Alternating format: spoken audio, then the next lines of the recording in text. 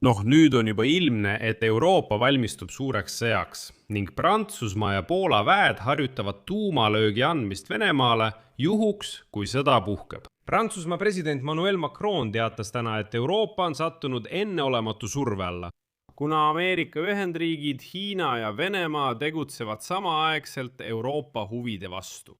Seetõttu peab Euroopa olema valmis end kaitsma rünnakute eest korraga 3 suunast. Ja siin märgin, et need sõnad ei ole enam lihtsalt sõnad. Esiteks arutasid Euroopa Liidu juhid eelmisel päeval Küprosel toimunud kinnisel kohtumisel, kuidas Euroopa sõdiks ilma USA osaluseta. Ja mis on oluline, Euroopa Liidus on juba avalikult öeldud, et nad valmistavad ette kollektiivkaitse praktilise rakendamise plaani, mitte NATO raames, vaid EL-i raames.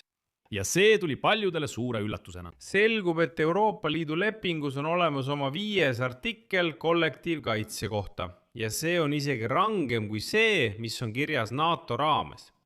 Ja teiseks, Prantsusmaa ja Poola liiguvad teooriast praktikasse. Ja nüüd plaanivad mõlemad riigid korraldada tuumaõppused Läänemere kohal ning riigid harjutavad ühiselt lööke sihtmärkide pihta. Vene Föderatsioonis, eriti Peterburi piirkonnas. Minu nimi on Aleksei Bitši, arutame seda teemat koos, aga enne kui alustame, palun tellige kanal, pange videole like, kirjutage oma kommentaar selle video alla ja liituge minu Telegrami kanaliga Bitši uudised, mille link on selle video kirjelduses. Täna šokeeris Prantsusmaa president paljusid oma avaldusega. Nimelt ütles Macron ootamatult, et Euroopa on sattunud enneolematu surve alla, kuna USA, Hiina ja Venemaa tegutsevad samaaegselt Euroopa huvide vastu. Seetõttu kutsus ta Euroopa riiki üles olema iseseisvamad ja ühtsemad. Järgmisena toon Macroni tsitaadi. Me ei tohi alahinnata, et see on ainulaadne hetk, kui USA, Venemaa ja Hiina presidendid on kategooriliselt eurooplaste vastu. Nii et just see ongi see hetk, mil me peaksime ärkama. Me peame olema natuke enesekindlamad ja oma programmi ellu viima. Praegu on paljudel kolleegidel kainem vaade, sest pärast nii palju aastaid ütleme, et olgu, me peame reageerima. Me peame tegutsema eurooplastena, olema ühtsemad, kaitsma end ja oma huve.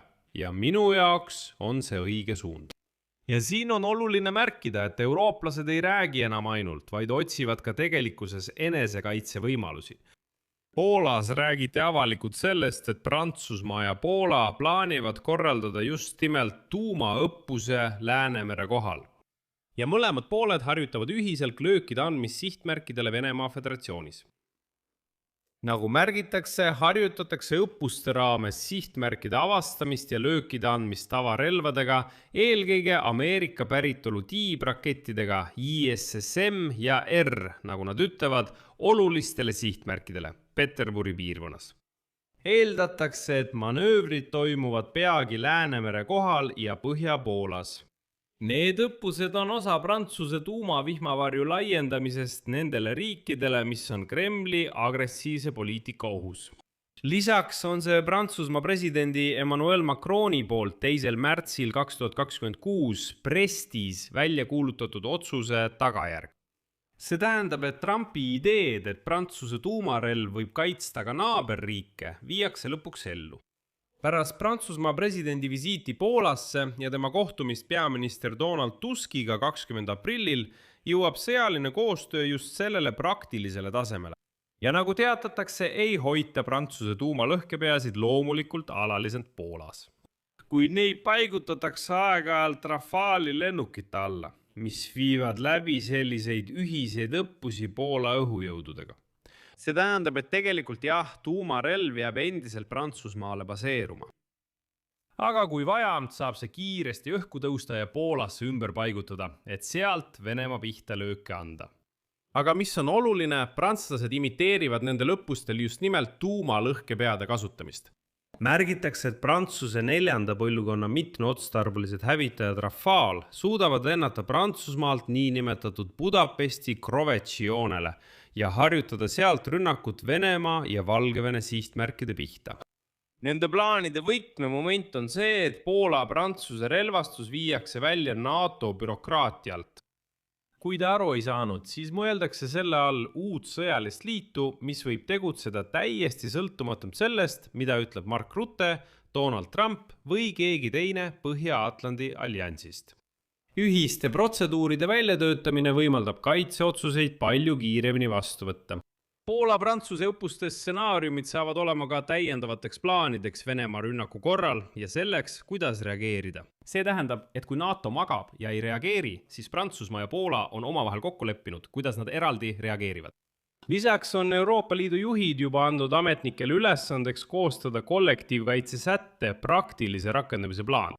Sellest teatas reedel Küpros, kes praegu Euroopa Liidus eesistub. Nagu teatas Küprose president Nikos Christodoulidis, jõudsid Euroopa Liidu juhid kokkuleppele, et on aeg täpsustada Euroopa Liidu lepingu artikli 42 lõike 7 sätteid. Ja siin on oluline, et erinevalt kollektiivkaitselepingust, mida näeb ette NATO põhikirja artikkel 5, ei ole see Euroopa Liidu artikkel 42,7 vastastikuse abi kohta siiani toetatud üksikasjalike operatiivplaanide või sõjaliste struktuuridega. Ja Poola peaminister Donald Tusk ütles eile järgmist, tsiteerin. Et luua mitte lihtsalt formaalne, vaid tõeline liit, on vaja tõelisi vahendeid, tegeliku võimu kaitsevahendite, vägede liikumise tagamise ja muu sellise valdkonnas. See on tänapäeval väga aktuaalne probleem. Ja siin märgin ma ära, et Euroopa Liidu lepingu artikkel 42,7 on kasutatud vaid üks kord.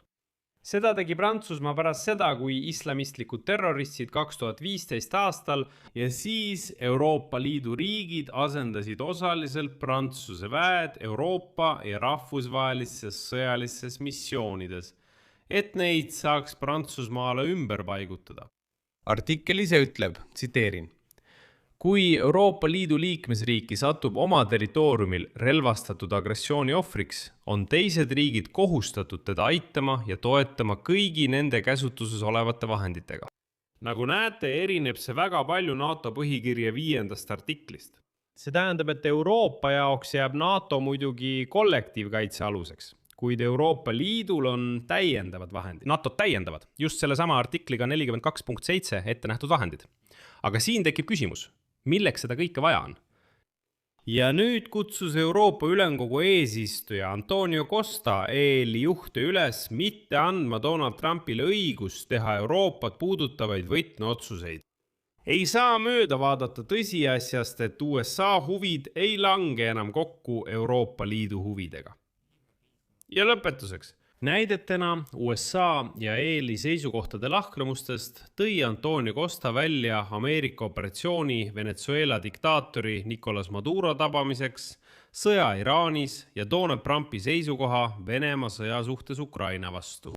Ja ta ütleb, et Euroopa Liit peab end organiseerima ja välja töötama iseseisva lähenemise oma huvide kaitsmiseks.